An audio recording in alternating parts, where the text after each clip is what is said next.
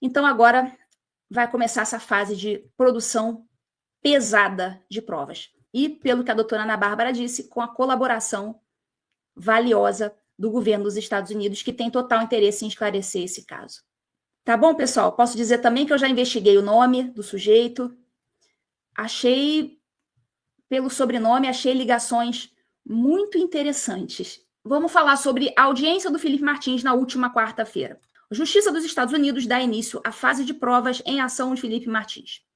Pois bem, vamos entender o que aconteceu nessa audiência. Essa audiência foi marcada para a quarta-feira passada, dia 9 de abril de 2025. Essa ação ela foi proposta pelo próprio Felipe, por meio dos seus advogados. Então, não é ainda a Justiça dos Estados Unidos andando pelas suas próprias pernas, não. Foi o próprio Felipe que, por meio de seus advogados, está processando o CBP aqui nos Estados Unidos para que eles entreguem informações sobre quem fraudou o registro e quando que isso aconteceu. Então, não se trata ainda de um processo criminal. Porque, por enquanto não se tem. Quando eles entraram com a ação, ainda não existia um nome de um acusado. Ainda não tinha quem acusar. A ação era justamente para descobrir a quem acusar.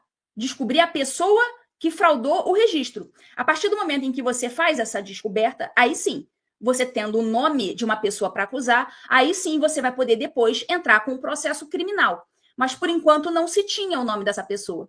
Então, essa ação era só uma ação para solicitar documentos, solicitar informações ao governo americano.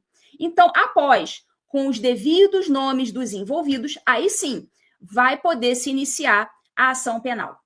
E, nesse processo, a gente tem grande chance de haver uma colaboração premiada devido às penas altíssimas, porque a justiça dos Estados Unidos, a justiça criminal, é uma justiça muito rigorosa. E lembrando que o Felipe Martins sempre pôde fazer essa viagem aos Estados Unidos. Então, ainda que ele tivesse feito essa viagem, não teria nenhum problema, porque ele não tinha, na época, nenhuma medida cautelar de proibição de deixar o país. Então, ele poderia ter feito, ele não fez essa viagem, mas se ele quisesse ter feito, ele poderia ter feito sem violar nada. Aí o pessoal pergunta, mas Ludmila, e se o Trump desse um passaporte diplomático para o Bolsonaro, para o Felipe Martins, para o Raio Parta? Não faria a menor diferença. O Bolsonaro, o Felipe Martins, eles podem ter quantos passaportes eles quiserem. Não faz diferença. A medida cautelar do Alexandre de Moraes é medida de proibição de deixar o país. Então, não importa se você está deixando o país com passaporte italiano, com passaporte diplomático, passaporte do Paraguai, pouco importa. A proibição de deixar o país. Então, qualquer uma dessas pessoas, ainda que tenha outro passaporte, botou o pé ali para fora ali da justiça, da Polícia Federal no aeroporto, já vai ser pego. E já vai ser preso por descumprimento de medida cautelar. Essa medida cautelar que hoje vigora contra ambos, tanto contra o Bolsonaro, tanto contra o Felipe Martins, na época o Felipe não tinha. E o fato é o seguinte, que esse sujeito que fraudou os registros aqui nos Estados Unidos, ele deixa rastros no sistema. Os tais dos logs. Dá para perfeitamente saber quem foi que logou, a senha do funcionário que logou, em que dia, em que hora, em que computador. Dá para saber tudo. Então, essa pessoa que fraudou, com certeza, contava com a impunidade, contava com a reeleição do presidente Biden ou com a eleição de algum candidato do Partido Democrata. Essa pessoa que fez isso confiou no ovo na galinha. A doutora Ana Bárbara Schaffer, que é a advogada do Felipe aqui nos Estados Unidos, eu conheço, inclusive, ela explicou tudinho, assim, bonitinho na Oeste Sem Filtro. Essa audiência de quarta não entrou ainda no mérito da questão. Não entrou ainda, o fulano quis registrar falsamente a entrada do Felipe porque ele tinha algum interesse político ou foi a pedido, não sei o quê. Não foi disso ainda que tratou. Essa audiência tratou apenas de questões processuais. Essa audiência correspondeu a algo que no direito brasileiro seria algo como o recebimento da inicial no processo civil. Ainda não é uma ação criminal. Simplesmente o juiz recebeu, entendeu que aquele processo era um processo importante, que ele fazia sentido e que então ele aceitava, a justiça aceitou este processo, que é o que no Brasil a gente chama de recebimento da inicial. A doutora Ana Bárbara, inclusive, ela explicou que num primeiro momento o juiz até queria arquivar o caso. Só que ela entendeu que isso não era uma má vontade ou uma questão político-partidária. Não era nada disso. Ela entendeu que o juiz não tinha entendido exatamente o que ela estava querendo. Ela teve essa impressão de que não é porque o juiz era esquerdista, é porque o juiz inicialmente não entendeu a gravidade do assunto. E após a defesa insistir, por isso que é bom você ter bons advogados, né? Após a defesa insistir, o juiz entendeu do que se tratava e aceitou o processo. Então, a doutora Ana Bárbara, ela vê grande possibilidade de você conseguir todas as informações nesse processo, inclusive o nome de quem inseriu esses dados falsos, quando que isso ocorreu. Até porque a parte demandada, que é o governo dos Estados Unidos, né, o CBP, que é o Custom and Border Patrol, ou Custom and Border Protection, uma coisa assim, eles também têm interesse em se chegar à verdade. E eles não se opuseram à demanda. E isso faz toda a diferença, porque numa demanda normal, você tem o autor de um lado e o réu do outro, e os dois ficam ali brigando, não é isso? Nesse processo, o que está acontecendo? As partes meio que se uniram. As partes não estão brigando entre si. Está todo mundo caminhando agora do mesmo lado, indo para a mesma direção. É uma ação judicial em que todas as partes querem a mesma coisa. Porque agora o governo dos Estados Unidos também quer saber, porque se trata de um assunto de segurança nacional dos Estados Unidos, ainda mais nessa era do Trump. Então, ultrapassada agora essa fase do recebimento da inicial, o processo vai entrar numa fase chamada de discovery, que é a fase de descoberta. E é uma etapa fundamental, é uma etapa na qual as partes elas trocam informações, documentos, provas que possam ser relevantes para o caso. Não pode haver surpresas no julgamento. Ambas as partes elas devem conhecer todos os fatos que estão envolvidos. Elas devem conhecer todas as evidências, todas as testemunhas que vão ser chamadas. E os principais instrumentos dessa fase de discovery são os seguintes. Até fiz uns slidezinhos aqui com os nomes.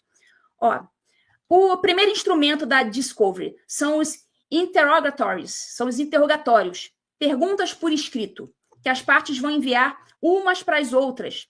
E essas perguntas, elas devem ser respondidas sob juramento. E isso não existe no direito brasileiro, né? Quando você faz a outra parte, por exemplo, no processo criminal, o réu ele tem todo o direito de até mentir, ele pode ficar em silêncio, ele pode mentir. A testemunha não pode mentir. Mas o réu pode. No processo criminal, ele pode mentir. E aqui nos Estados Unidos tem o chamado perjúrio. Aqui nos Estados Unidos, ninguém pode mentir. Nem o réu. Então, tem essa diferença para o direito brasileiro. O outro instrumento dessa fase de discovery é isso aqui. Request for Production. Pedidos de produção de documentos. Então, são requisições para que a outra parte entregue e-mails, registros, mensagens, contratos, documentos em geral. Então, a parte vai pedir, a defesa do Felipe vai pedir, e a outra parte vai entregar o que tem. Bom isso, né? A gente quer saber quem logou, quer saber o nome da pessoa, tudo isso. Um outro instrumento que vai ser usado nessa fase do processo, na fase do discovery, depositions, depoimentos orais. Então, eles vão convocar testemunhas para prestar depoimentos sob juramento. Tudo vai ser registrado por taquígrafo ou por vídeo. Outro instrumento que eles vão utilizar, requests of admission, pedidos de admissão. Uma parte, ela pode pedir que a outra parte admita ou negue certos fatos para agilizar o processo. Então, a defesa do Felipe pode pedir para outra parte, já que está colaborativo, pode pedir para admitir. Realmente, houve aqui um funcionário nosso que fez inserções falsas no registro aqui dessa pessoa. Um outro instrumento a ser utilizado é isso aqui. Subpoenas, são as intimações. São ordens judiciais para que terceiros forneçam documentos ou compareçam para depor. Então, aqui eles podem pedir para, sei lá, pode pedir para algum banco entregar algum documento, quebra de sigilo bancário, vai pedir para entregar, enfim, quebra de sigilo telefônico, vai pedir para a operadora de telefonia entregar os dados. Então, essas operadoras, esses bancos, enfim, essas pessoas vão ser intimadas para fornecer documentos ou para fornecerem depoimentos também. E, com certeza, a defesa do Felipe vai pedir os logs com o nome do agente que fez o registro falso, vai pedir o IP, e-mails internos que esse agente trocou com outros agentes, com eventuais comunicações que esses agentes fizeram com autoridades brasileiras. Já pensou? Isso aí tudo, com certeza, a defesa vai pedir. E-mails trocados, eventuais e-mails. De repente, uma quebra de sigilo telefônico, quebra de sigilo bancário. Não sabe se essa pessoa, de repente, recebeu algum valor significativo para fazer o que fez. A gente não sabe se fez por ideologia, ou se fez porque recebeu alguma ameaça, ou se fez porque ganhou algum dinheiro. Então, essa fase do discovery é a fase, assim, é o terror para quem está sendo investigado. Eles podem pedir gravações de câmeras, testemunhos. Então, assim, com certeza, nesse momento, tem gente chorando debaixo da cama. Nessa fase da discovery vai começar, então, a produção de provas. E o fato é, nós já sabemos o nome do provável criminoso. Eu sei, não posso falar, até porque eu também não posso atrapalhar as investigações. Né? O Alan já falou lá no programa dele, não falou o nome, mas já deu essa informação, então por isso, como essa informação já foi dada, então eu falo aqui, senão acho que nem isso eu falaria. Mas enfim, como já deram a informação lá na timeline, eu reproduzo aqui. Então, nós já sabemos o nome do provável criminoso. E como o Alan, ele já adiantou, trata-se de um homem brasileiro, naturalizado americano. Então, é um homem brasileiro que trabalha aqui nos Estados Unidos.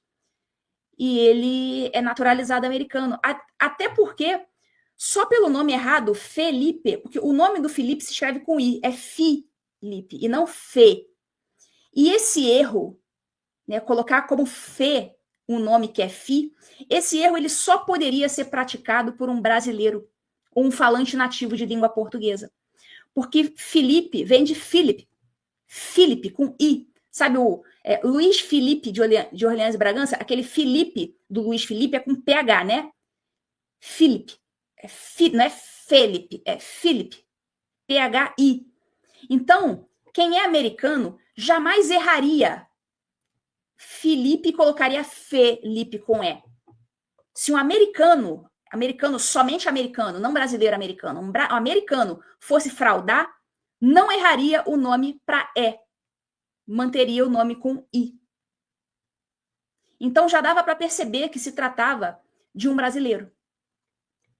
E esse nome já se tem esse nome. A chance de pegar uma pena altíssima é muito grande. Muito grande. E, portanto, como tem realmente uma grande chance de pegar uma pena alta, existe também uma grande chance de uma delação premiada, de uma colaboração premiada. E nessa colaboração o passarinho pode cantar quem foi ou quem foram as pessoas que mandaram ou que pediram que ele fizesse isso, quem foram os mandantes. O passarinho pode cantar. Beleza? Então, é isso. Foi isso que aconteceu agora nessa semana. Então, agora vai começar essa fase de produção pesada de provas. E, pelo que a doutora Ana Bárbara disse, com a colaboração valiosa do governo dos Estados Unidos, que tem total interesse em esclarecer esse caso. Tá bom, pessoal? Posso dizer também que eu já investiguei o nome do sujeito. Achei, pelo sobrenome, ligações muito interessantes. Infelizmente, não tenho autorização para falar. Tá bom? Mas peguem a pipoca. Só posso dizer isso. Peguem a pipoca, porque vai ser interessante.